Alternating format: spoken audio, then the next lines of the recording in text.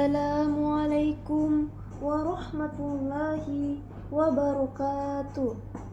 Bismillahirrahmanirrahim.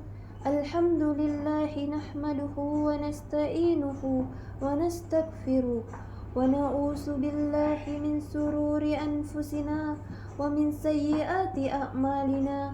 Man yahdihillahu fala mudhillalah wa man yudlil fala hadiyalah.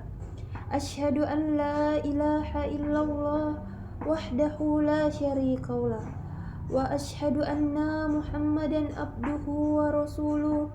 Allahumma sholli wa sallim wa barik ala nabiyyina Muhammadin wa ala alihi wa ashabihi ajma'in. Amma ba'd. Segala puji hanya bagi Allah, Tuhan semesta alam. Kita memohon pertolongan, ampunan, dan perlindungan kepadanya dari kejahatan diri dan keburukan amal kita. Salawat dan serta salam tak lupa kita curahkan kepada Nabi Muhammad SAW. Saudara-saudariku yang dirahmati Allah, marilah kita tingkatkan ketakwaan kita kepada Allah Subhanahu wa Ta'ala dengan sebenar-benarnya takwa. Karena dengan takwa hidup kita akan terarah dan akhir kita akan mulia. Pada kesempatan kali ini, insya Allah kita akan membahas tema yang penting, yaitu lisan yang terjaga cermin keimanan. Semoga Allah menjadikan majelis ini penuh berkah dan bermanfaat bagi kita semua. Amin ya rabbal alamin. Hadirin yang dirahmati Allah, mari kita mulai dengan sebuah renungan. Betapa sering kita menyesal bukan karena apa yang telah kita lakukan dengan tangan atau kaki kita, tetapi karena apa yang telah keluar dari lisan kita. Allah Subhanahu wa Ta'ala telah memberikan manusia 2 mata, 2 telinga, dan 1 mulut. Ini bukan tanpa hikmah. Allah seakan memberi isyarat, lihat dan dengar lebih banyak, berbicaralah lebih sedikit. Sebab dari lisan yang tidak terjaga bisa lahir berbagai dosa yang menghancurkan iman dan ukhuwah. Yang pertama, lisan, amanah yang sering diremehkan.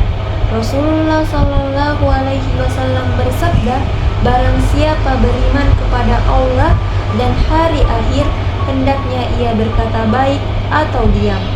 Hadis ini bukan hanya nasihat sosial, melainkan prinsip keimanan. Lisan kita adalah cermin dari apa yang tersembunyi dalam hati. Jika hati bersih, maka lisan akan penuh kebaikan. Namun jika hati kotor, lisan akan mudah mencela, mengumpat dan menyakiti. Jika kita tidak bisa mengatakan hal yang baik, diam lebih selamat. Diam bisa menjadi bentuk kehati-hatian dalam bentuk ibadah. Sebagaimana disebut dalam pepatah Arab, Iza kana kalamun min fiddatin fasukkutu min zahab. Jika berbicara itu perak, maka diam itu emas. Yang kedua, bahaya lisan yang tak terjaga. Islam mengajarkan bahwa sebagian dosa besar justru datang dari lisan. Yang pertama, sering bergibah, menggunjing, namimah, adu domba, dusta, sumpah palsu, dan bahkan mencela dan menghina orang lain. Semua ini bukan sekedar dosa pribadi, tetapi juga bisa merusak masyarakat, menghancurkan silaturahmi, bahkan menyalakan api permusuhan.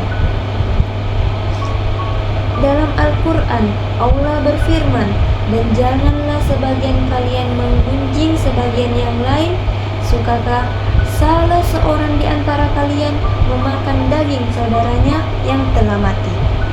Bayangkan, Allah mengibaratkan ghibah seperti memakan daging saudara sendiri yang telah meninggal.